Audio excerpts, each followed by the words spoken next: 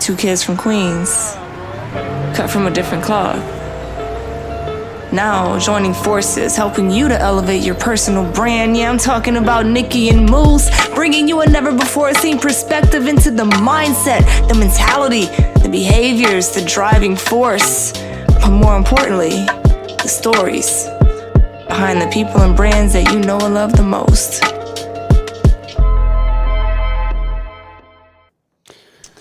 Was poppin'. Welcome, Nicky and Moose. I'm Nicky. That's Moose. What's up, Moose? What up, y'all? And welcome to the YouTube Livey. And he's already shaking his head. Okay. He loves that sound. Okay. So fire.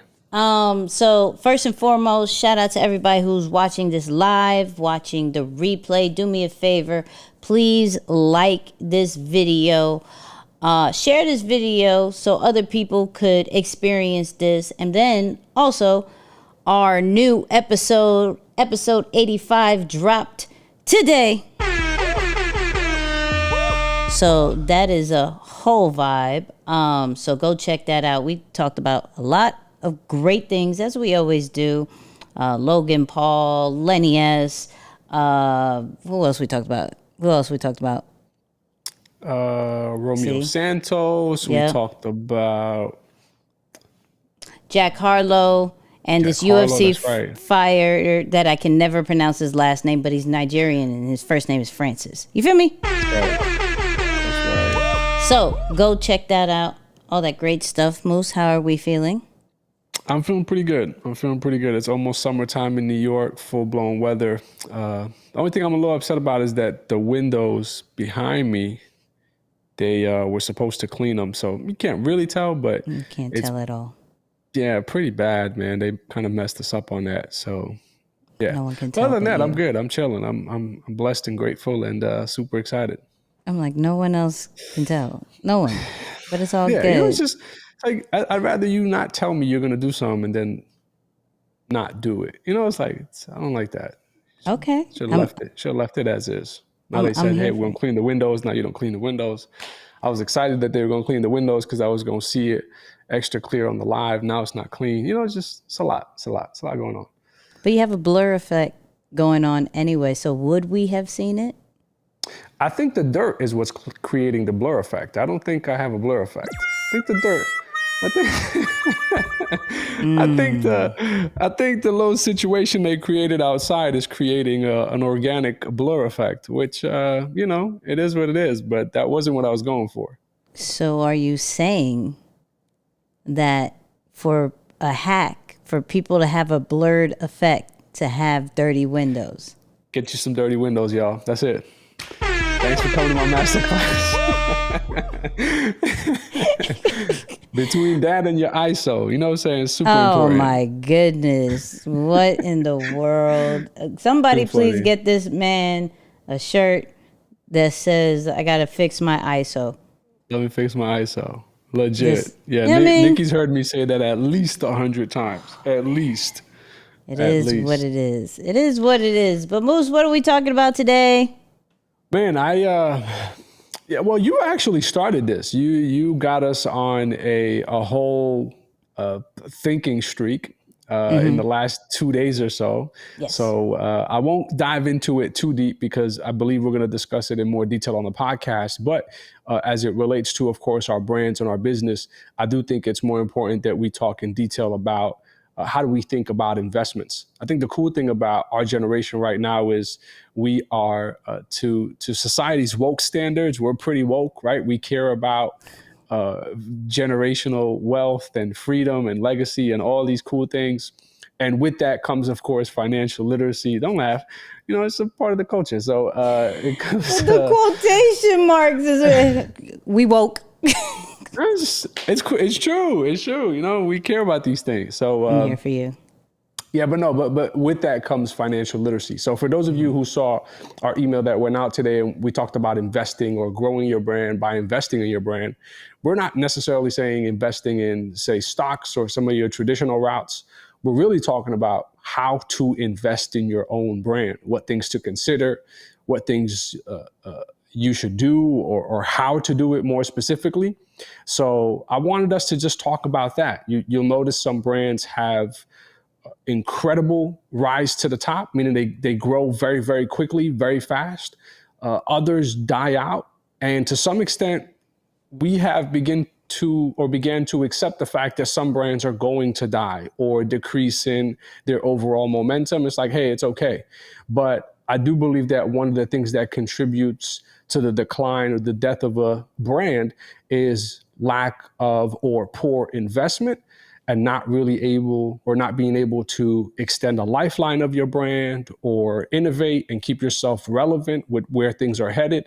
So I wanted us to come together and have a discussion around how someone should invest in their brand and starting early, right? The same principles that would apply in the investing, like financial investing, I believe should apply here as well. But I wanted us to start there. In my opinion, I think, of course, the first area to always invest in or start in is going to be investing in oneself. Mm-hmm. I think whenever you look at that across the board, everyone will tell you that the greatest ROI that you will get is investing in your own knowledge.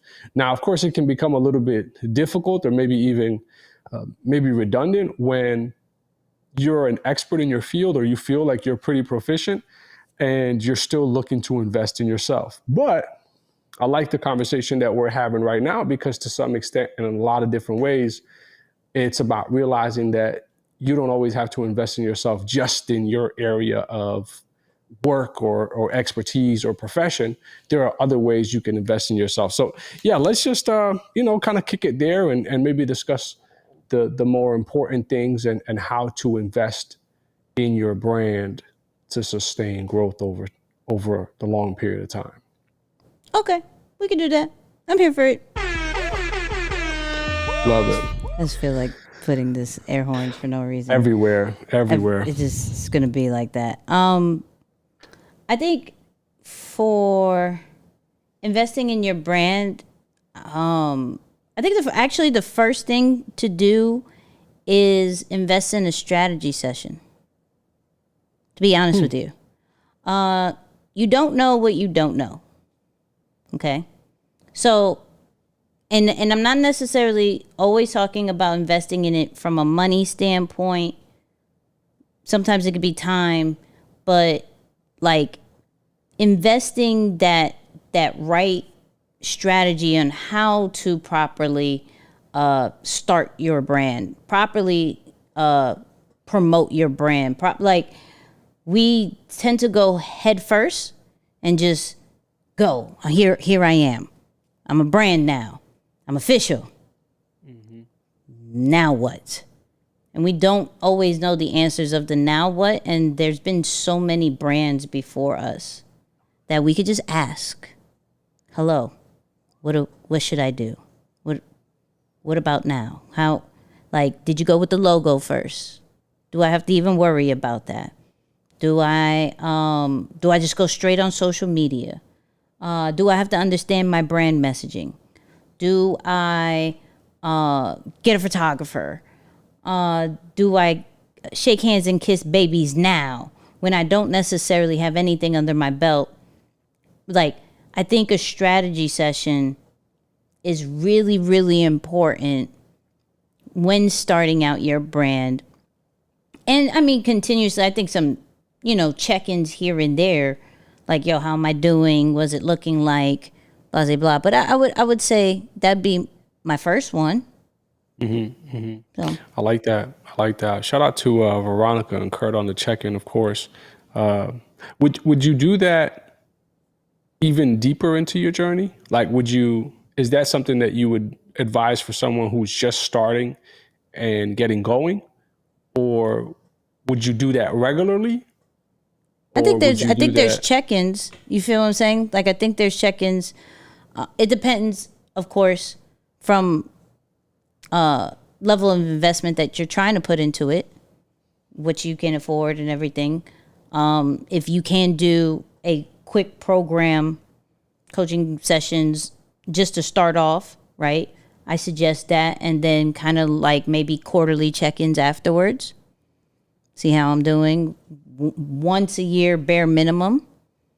But I would always go with ongoing because there's always changes. There's always needs to be accountability. There still needs to be, you know, a brand message check-in.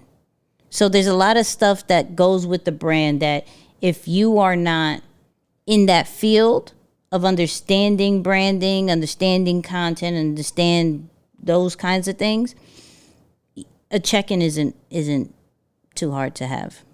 Shout out to Gamba was it Bard? What's that? I can't even, but shout out to you.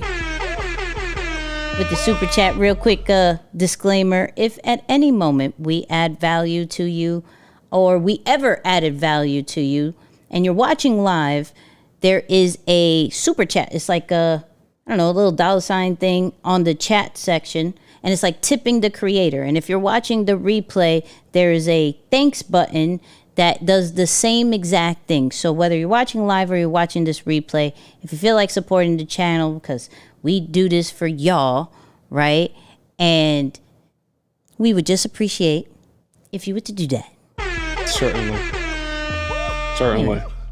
Yeah. And you know, it's cool. Like, I think one of the things that, and I almost haven't realized it because we've been blessed to be connected to so many different people with a lot of different points of views and expertise that you almost take it for granted that to some extent you are getting their strategies or their expertise just by talking to them, right? Like, I think about what you've done over the last day or so and just being able to reach out to some who many would consider pretty, unique individuals to get their point of view. Like, I remember sitting down with, I can't believe it, Jeff.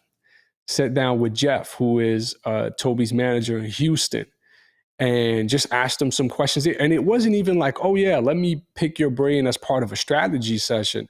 It was just a normal conversation. We were all there for dinner and had some talk with him. And I walked out of that conversation incredibly blessed, like with totally surprised. So it's like, it's so true. I think sometimes when you're in a space that you're often involved in these types of conversations, you may begin to forget or maybe even undervalue how important it is to sit down and focus on your own stuff.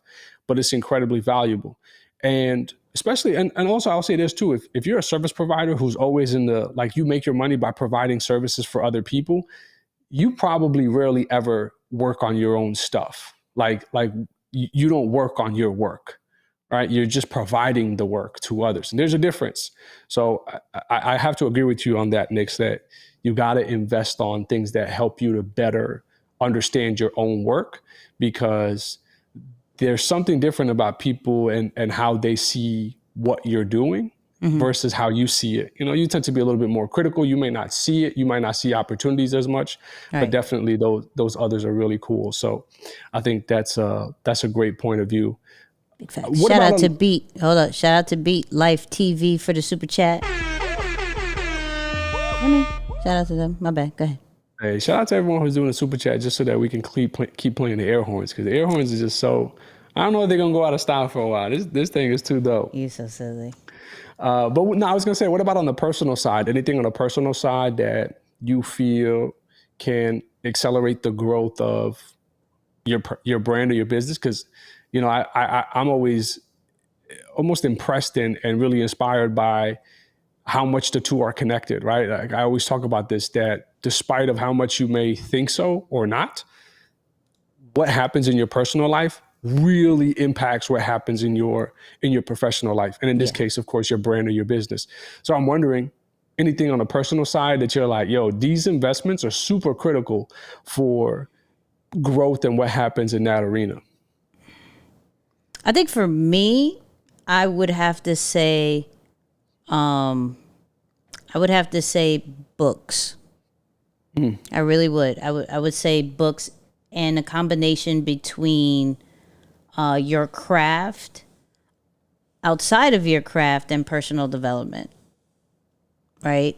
And in no order, right? Not in that particular order, but I do believe it gives you a kind of a well-rounded understanding about your growth with your craft, outside perspective on certain things, and then growing with self, right? And under like, and if you're not a reader type, audiobooks, of course, but I do believe in investing in that alone, whether you're buying the physical, whether you're doing Audible, iBooks, and because this is going to constantly get you thinking, right?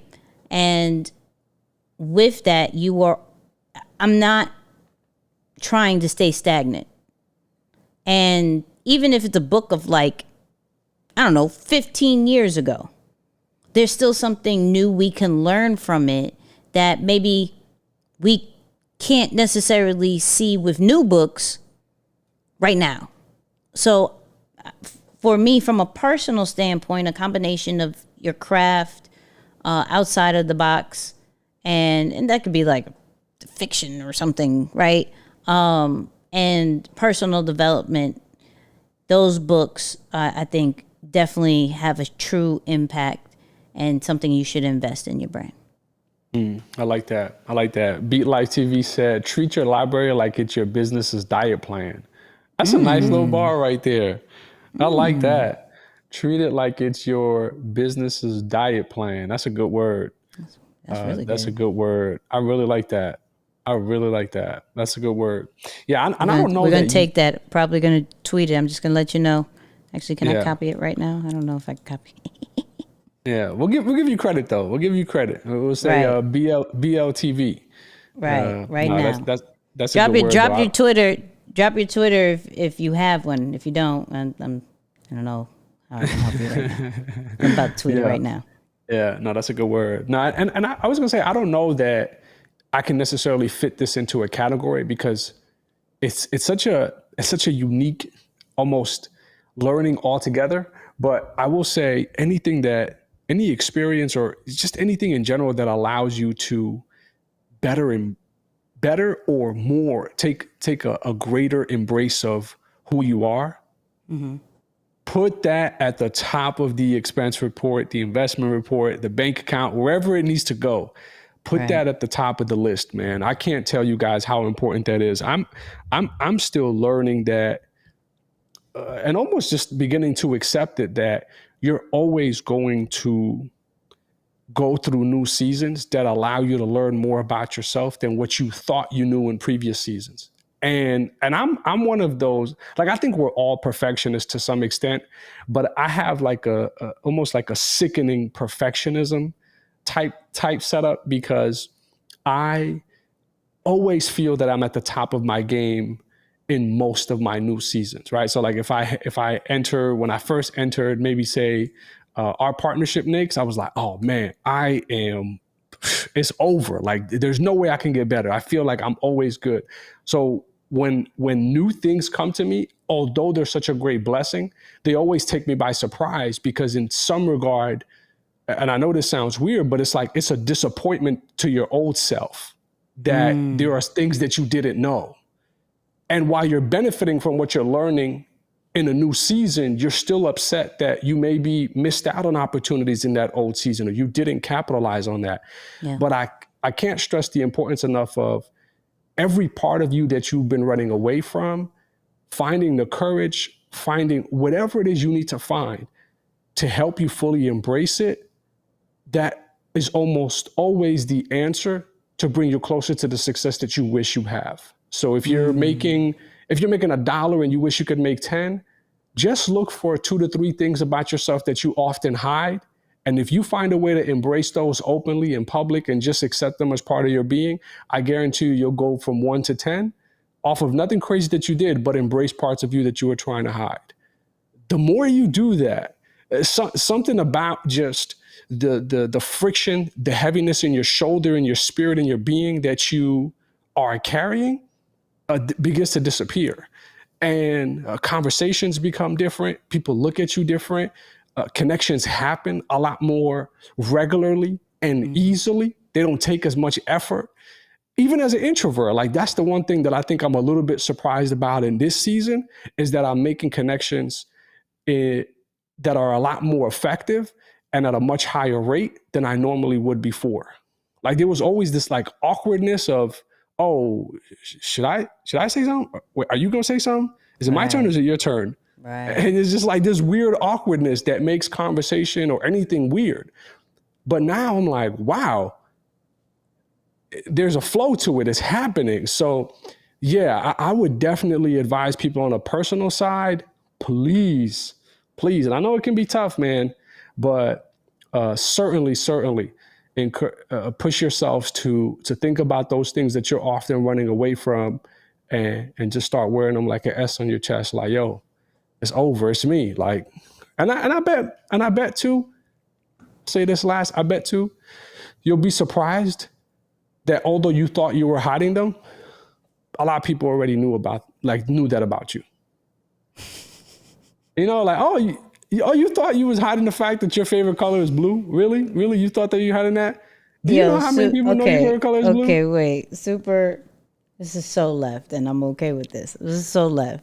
But, yo, that sounds like, shout out to my community. I'm put me big because this has nothing to do with it. Shout out to my community because they're like, when they do their coming out parties, the whole family is like, I knew. Like, what are you talking about? What? We were waiting for you to come out. Hello, welcome. We love you. What are you talking about? Right? So, like, the fact that you say that is so funny because it's so true in so many different levels. The things that we try to hide, it's like, yo, we knew that already. We, like, it's cool.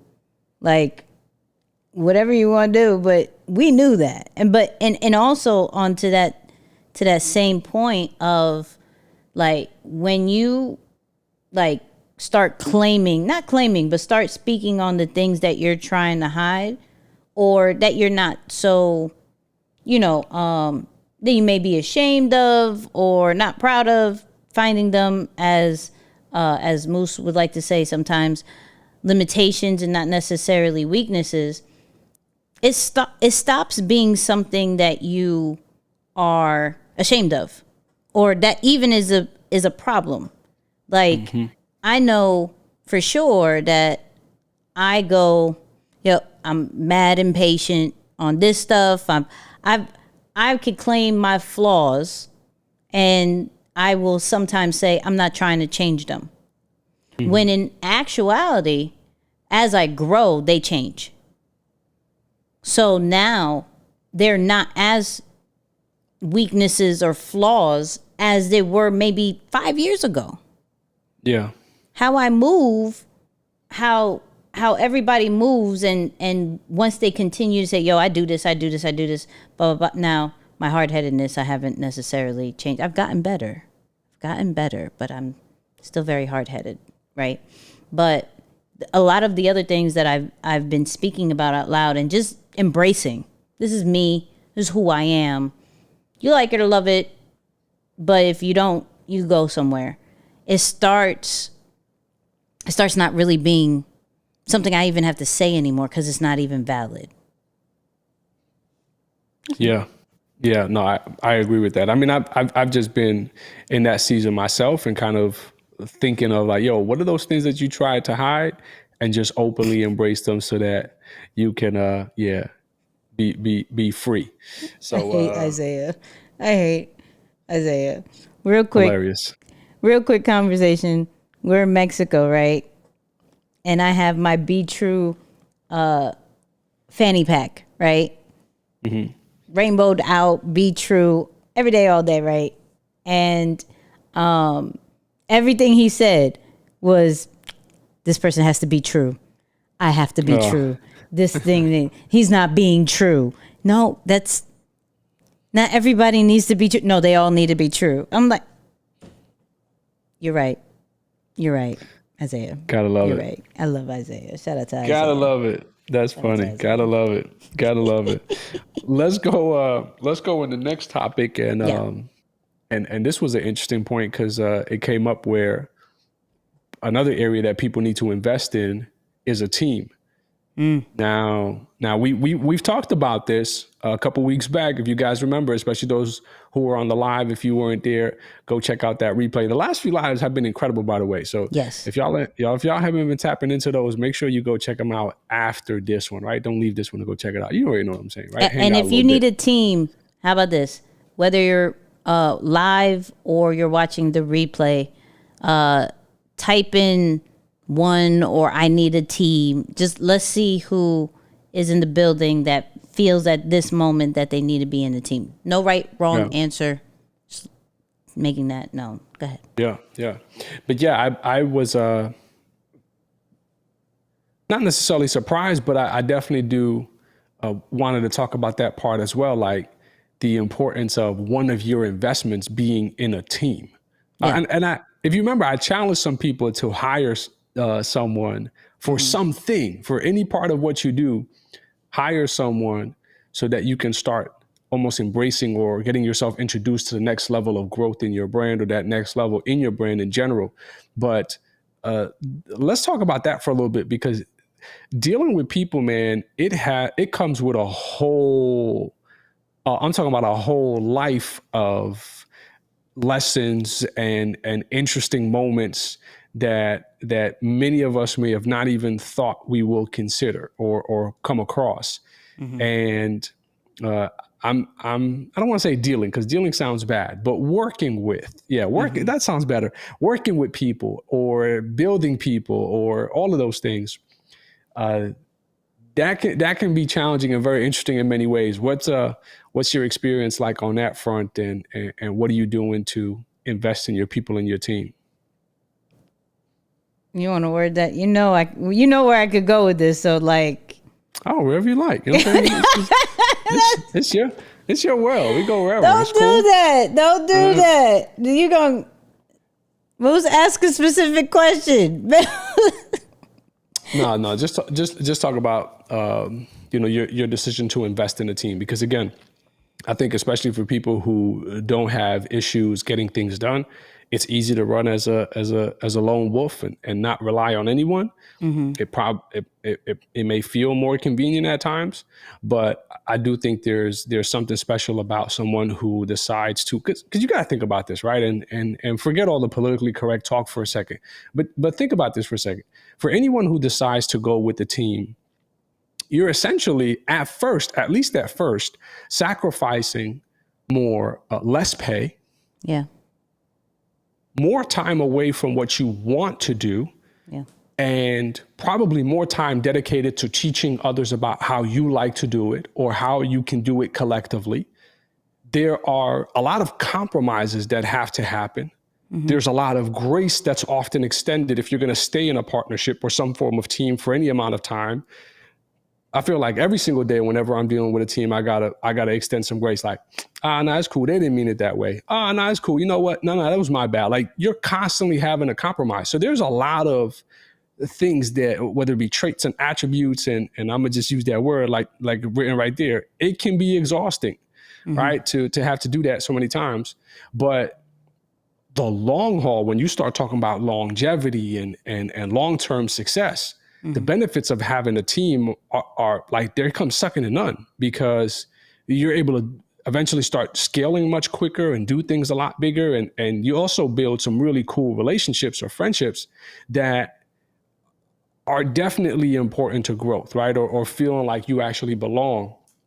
So just the choice to join a team. And I don't even know what I asked you in the beginning, but I think I asked you a question. Okay, good. Yeah.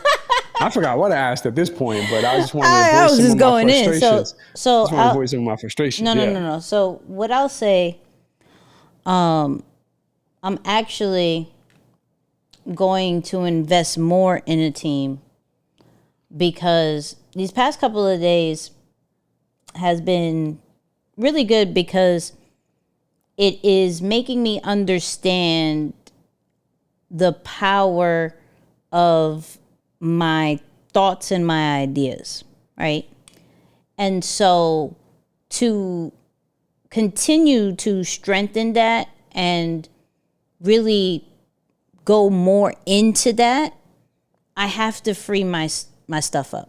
But before I can invest more in a team, I have to figure out what exactly I need a team for. So it's cool to say I need a team, and have a big scope of things. But if you don't necessarily have it laid out what exactly they're going to be doing and the ways they can do it, meaning it's already written out, or if it's something that they could look up easily in a resource that they know exactly how to do it the way you want to do it, it's going to be a lot of telling them what to do, trusting, because that's what you're supposed to do with your team is trust, but they don't really understand what to do. And now you're micromanaging, or you're going back and doing it yourself, and you get frustrated and you don't see the value of the team because you're like, I'm doing it myself. But did you set up the people to where they truly have a system to do that, to take over what you're doing, right? And so, like, shout out to Carl. I literally told him probably like, I don't know, an hour ago, we need to sit down and we need to lay out all the things we need done. And with those, we need to make sure that if we give this away, that there is some type of resource to follow, there's some step-by-step situation to follow, that it doesn't always come back to us. We understand in the first couple of weeks or so, there's going to be questions. Absolutely. Right? But it shouldn't be a hit or miss each and every single solitary time. That means it wasn't in place. Right? So I understand I'm at a point where I need to invest more in a team, but I need to invest the time to properly put the systems in place so when the people do come, I could really just stay more focused with the strategies and the vision and the ideas for not only myself but for others, and not worry about the day-to-day task, and be okay with, I got to dish out this money that may hurt for a certain amount of time. And that's okay, because when we start a business, it hurts for a short amount of time, right? Whatever your short amount of time means to you. You're going to take some you're going to take some L's, you're going to take some sacrifices. It's not going to be super profitable in the beginning. And then it all makes sense. Yeah. So that's where I'm at with it. No, that's awesome. And for those who are listening, just know that there's a difference between when we say investing in a team, that's different for those of you who already have a team or a part of a team, and those of you who are trying to build a team, right? So those are two different things, right? I think right now we're talking about you already have a team, you're a part of a team, and we're talking about investing to make yourself or the people around you better. That requires a certain level of skill set or a different level of strategy. Oh, no, I wasn't even talking as if I already had a team. I wasn't even speaking. You're saying even if without it. Okay. Yeah, no, I was speaking like without to. it. Yeah, because for me, like, though I do have a team, I do feel that it's not complete. So I have to treat it like it's a brand new thing. You feel what I'm saying? So if I'm trying to recruit and attract the right people, I have to set them up for success. So I'm not saying I'm setting things up for the people that I have. I'm saying I'm going to invest in new people that whatever is not being done right now, I need to document it and get it off my plate, get it off the team's plate, and I'm creating a team for the team. I like that. You know what I'm saying? That's good. I'm glad you spoke to that, because I'm going to speak to the people who already are on a team, have a team, or are part of a team, right? Because and we're working through this situation in a different side of the business now, where, and as I mentioned, it's easy to get frustrated, right? When, especially if you're in a leadership role and all you're looking at is either the bottom line or how many things are not done and or pending. All you can think about is like, man, this is so frustrating. This is so frustrating. I can't believe this person can't do this. I can't believe the person can't do that. Now, here's the part that we all have to embrace, especially if you're in a leadership role.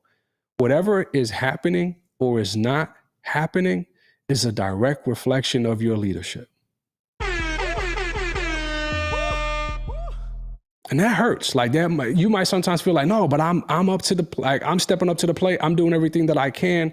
I'm telling you, it's often because there's something that you're either overlooking, not seeing, or just sweeping under the rug, and it makes a big difference more than you can imagine. So here's something that's super simple. As a matter of fact, it ain't even going to cost you all that much money. Because you said invest time to build out the process or system beforehand. I'm going to say invest time to simply ask questions. And you will be so shocked that when you sit there and you talk to people who are working with something that you have your hands off more intimately, when you sit down and ask them a question like, hey, Nix, I noticed that we're having trouble completing this specific part of the business, and it's always inconsistent. What are you seeing from your perspective that I don't know about that's making it difficult for us to do this? Just to give somebody the time to give you some feedback on why it's difficult. Now, this is personal stuff aside, right? We're not saying this is an opportunity for someone to speak about their personal life as to why it's interfering with their professional life. There's a time and place for that. I'm talking specifically about something that's happening under the hood of your business that you're just not privy to because you're no longer close to that part of the workflow. So you have no idea that maybe there's a light bulb that's broken, or maybe there's this piece of technology that's not functioning properly, or there's this person who's responsible for handing part A of the work to that individual so they can do part B of the work, and part A isn't getting handled correctly. And it's usually the fix is not as drastic as you might think. It takes minimal effort to make some adjustments. So just be careful with becoming so much you're so into your role that you start to fly too high above your people, and you think you're there with them, but there's just so much distance. So, I see them every day. I talk to them every day. I'm with them every day. We're at the office together, or we're on this meeting together, whatever it is. But you're flying so high above, you can't even hear what they're really saying because you're not in tune to the challenges and what they're experiencing on a day-to-day. So yeah, that's super critical, man. Invest the time to talk to your people. And more specifically, and when I say talk, I don't mean do the talking. I mean, ask and just right here and listen to what they're saying so that you can know what you need to provide. You don't always have the answers, and sometimes you do, but you're going after the wrong thing because you don't know what they need. So that part is critical too, Nix. No, that's good. That's super good. Sheesh.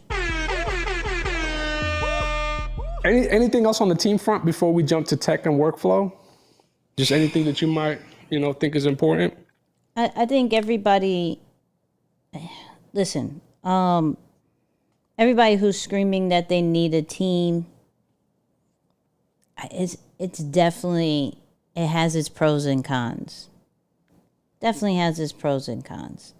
And you gotta be a different individual, and an individual that is willing to grow almost every second of your life to be able to handle the ups and downs of a team. Because when it's good, it's really good. It's really good. It feels like family and all that great stuff. But when it's bad... Oh, it's bad. Oh, it's so ugly. It's so ugly, and it hurts. From a very transparent talk, it hurts when it goes bad. Especially if you have a heart. Okay? Some people in this business world do not have a heart. Okay? But if you have a heart, it's painful because you as the leader will always see the best in people, right? Or you will have, you brought them in because you saw a certain kind of light in them. Hopefully, don't ever bring somebody in because you need that task done. You need that position filled. This person came through, boom, here you go. Never do that. But you honestly saw something in them. And sometimes you see things in them that they don't necessarily see right away. And when it goes that way and the downs are the downs, it hurts. And so you scream that you need a team right now, and I get it because you want the time. Absolutely. Be prepared from that standpoint. Be prepared for when it's down, it's going to hurt. Now, if you have no heart, now shout out to you. All right.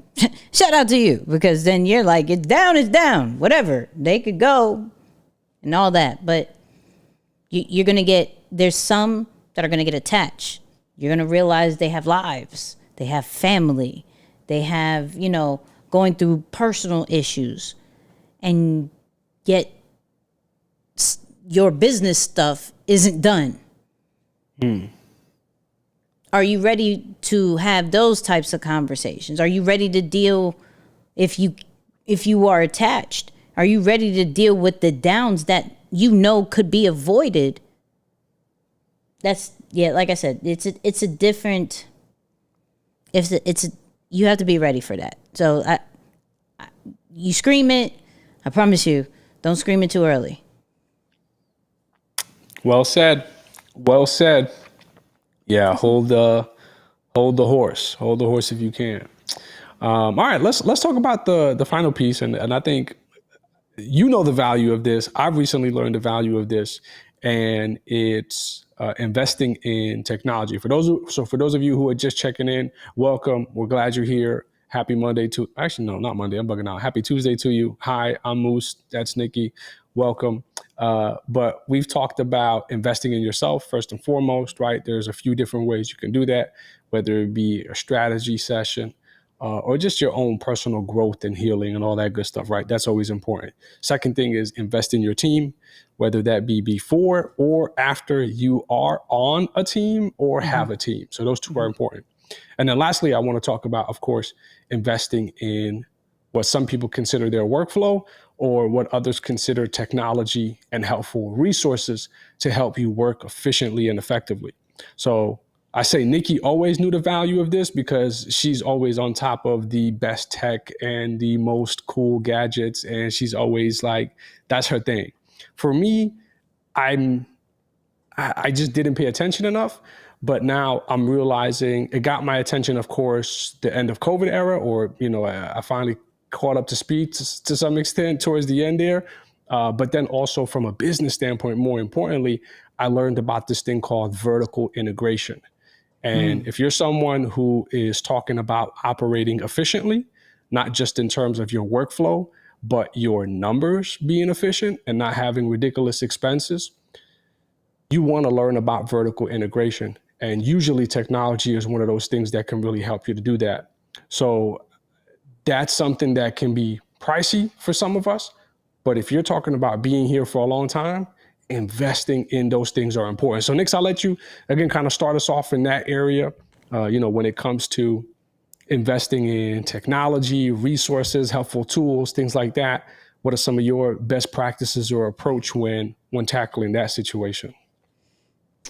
So from a tech side, finding if in the beginning, if you are a person of one, right, finding the right CRMs, scheduling apps, anything automated to be your team without having a team, right? So paying that subscription, that subscription app real quick that will help me make content a little bit easier, right?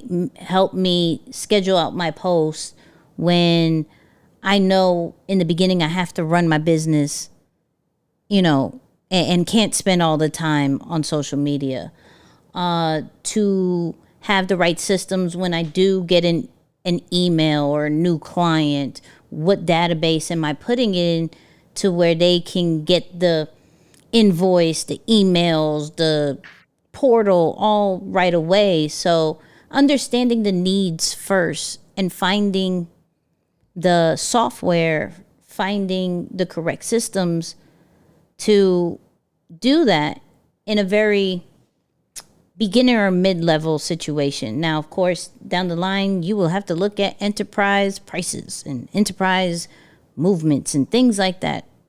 Absolutely, right? But I think from a tech-wise, the things to invest is those softwares that just make life easier. We use Notion to, track all our projects, write out new ideas, and things like that. We've used Dropbox to store all our content. We've used things from, what's another thing? Of course, our cameras, starting with what we could afford, lights we could afford, to then upgrading bit by bit by bit, and understanding that you don't have to go with the best at first. You have to go with what you can afford and scale up. Understanding the budget of, planning I need to get this, but in so and so amount of months, years, whatever, I'm going to upgrade into this. Because if I do it too early, I'm sacrificing some of my funds that I could use it for some other stuff that I needed. Yeah. So understanding the needs, doing the research on what can do that, and getting the proper tech equipment, software to take over that situation. Yeah, that's critical. You know what else we use? Just a shameless plug there. Kind of early. I won't even make it. See what you're doing. I see what you're doing. You know where I'm going. I'll save it. Now that you know. I was like, I see what you do. I was like, do you want to? No. It's not official, but that's not official, yo. It's been not official for like a month now. You gotta wait. Delayed gratification. But no. If we're on the same page, I don't need to say it. The invoice is paid. Right. That's real. No, the technology piece is super critical. And I will say too, when it comes to that, just like whenever you get to a point where you think it's good enough, and that's probably something that I've learned just from being around the team, when you think something is good enough, that doesn't mean it should stop you from looking for a way to do it better. So I finally got up to speed, say with my internet. Like that's something so simple, right? A lot of people might even underestimate. I'm like, yo, I got Verizon Files. Like, why are we tripping? Like, Verizon Files is the best that's out there. And I got a new computer, and then there were no glitches. Things were running great. And I'm like, oh, now that I got a new computer and my internet speed is phenomenal, the camera that I have is finally working at least up to its full potential where it's supposed to be. And then boom, Nicky said, nope, we got new cameras and lenses coming in. I was like, oh, so just because it's good doesn't mean that you can't look for ways to make it better. And I think when you think of your technology, your workflow, and just how you can be productive overall, consider that right there. Because for the user, I think for the user experience, for all of you who are watching, seeing us in this quality, I think it gives you a better experience. For your clients who are on the receiving end of what you're a part of or what you're doing for them, when they see you make upgrades and changes that you didn't necessarily have to make, or changes that they didn't ask for, they start to see that, wow, I feel like I'm getting a discount by working with this person because they're making changes or they're making developments, growth, improvements on things that I didn't even ask for or wasn't complaining about. One of the things to know about most businesses or most brands, that probably most of them, and they're not the best, is that they only change when someone complains about something. So if you can get to a level where you're starting to change and grow and improve, even without getting complaints or poor feedback from somebody, that's going to show people that this is someone that they want to be attached with, right? It's like, no, I need to be I need to be with this person. They're doing things without me even saying them. They almost know what I need. They're in tune with the business. They're paying attention. They're not just making money and whatever, but they're really into it. So that's one of those things that you got to think about. How do my improvements or adjustments help my clients feel about working with me? Because there is a connection that comes with that, whether that is perception, just something that they see or imagine in their minds, or actual value that they get from how you're improving your workflow and the things that you got going on. So again, speaking from my personal experience as someone who wasn't heavily focused on the tech side of things, simply getting a new computer, making sure that my files are organized, making sure that I have enough memory on my machine for the things that I'm using it for, the internet, like those are simple little things. If you're someone who is managing any sort of business or brand that operates online or in the digital space, these things are essential. They're so critical. So definitely want to make sure you're up to speed with that. I saw Gamble the Bard said, is this what Nipsey meant when he said he was integrated vertically? So I don't know what exact part you're talking about, but I will say it's very similar. And I know I don't want to say what Nipsey said, but when it's talked about in general, really, it's just another way for saying removing the middleman. So most businesses, especially startup businesses, they have to rely on a middleman to some extent to keep operating. But by the time you have to split your profits or pay the person who's supplying you before you supply the customer or the end user, you can see how your profits are getting shredded to pieces. And they usually take the bigger chunk. So to be both the supplier and the distributor in one business, you have increased profits tremendously, and in most cases, improved and even cut down on some of your expenses. So yeah, as far as vertical integration and some of that, super important because you become the main hub and you can create a better experience. So let's say something happens in the marketplace where you feel that you might be challenged by a competitor. Well, you don't have to respond directly to the competitor because you're not under the same circumstances.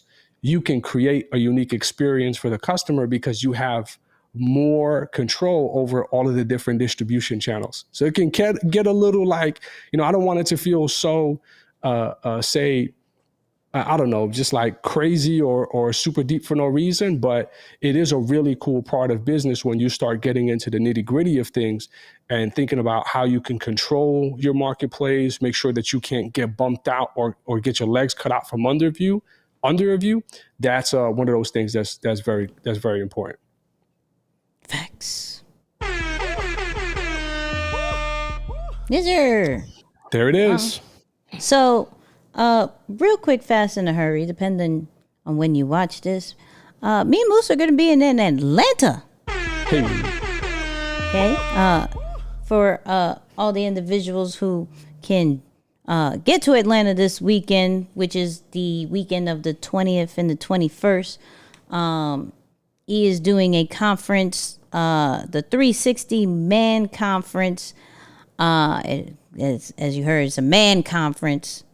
I just like saying that for some reason. It's a man conference. So for anybody who wants to be there, or ladies, if you saw our interview with E on his platform, if you have a husband, boyfriend, nephew, brother, and you want to go with them, you can, because they need you and they need your support. So it's for everybody, but it's going to be focused on men. And we're going to be there, right? So come holler at us. Say hi to us.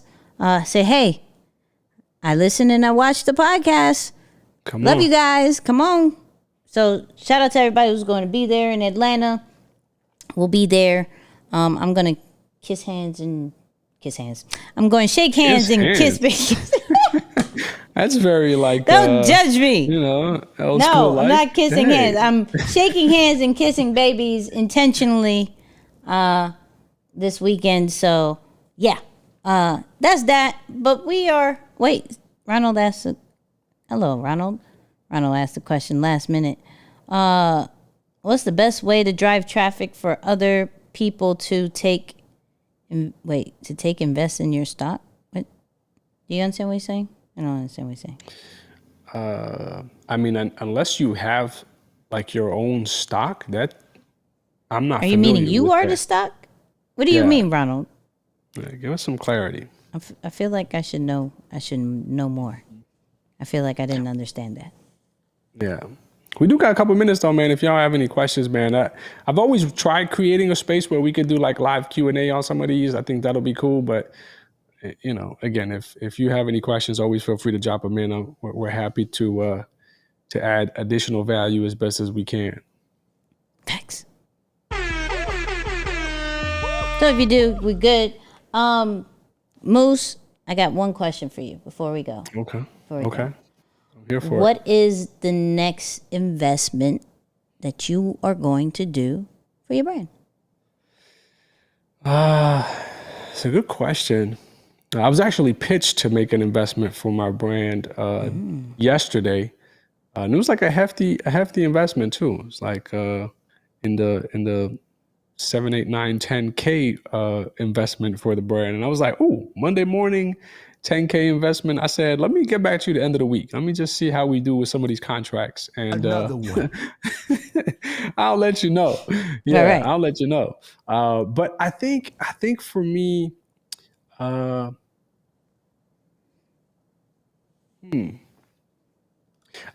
have to say they're going to come in the area of bringing more people from a team standpoint, like hiring another team member, bare minimum. Because there's only so much that I've been able to do with just the 1 or 2 people that are attached to it. So I'd like to see what we can do. And the reason why I'm saying that is in some of the folks that we're talking to, they have full-time people working on even their part-time ideas.